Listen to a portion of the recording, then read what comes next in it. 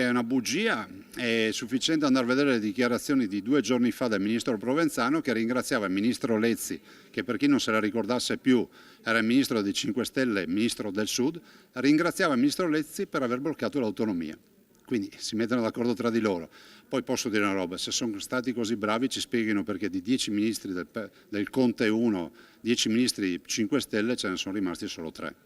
All'indomani dell'incontro col ministro per gli affari regionali Francesco Boccia, il presidente Zaia risponde così alle accuse mosse dal Movimento 5 Stelle sul fatto che l'autonomia del Veneto sarebbe stata bloccata da 3 esponenti leghisti con alcuni rilievi, nello specifico Bussetti, Centinaio e Giorgetti.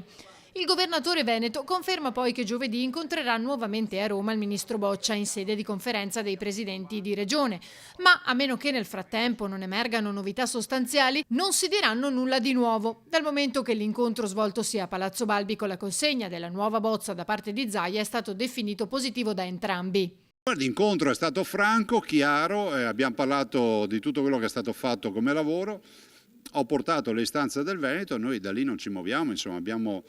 peraltro consegnato al ministro Boccia la bozza d'intesa, sono 68 articoli, ho voluto mettere come articolo numero 1, sarebbe stato inutile, ma ho comunque voluto mettere come articolo 1 il fatto della solidarietà, della sussidiarietà, dell'unità nazionale, della coesione, in modo tale che la si finisca di parlare dell'articolo 1 nostro e parliamo di tutti gli altri 67 articoli che sono quelli dell'autonomia.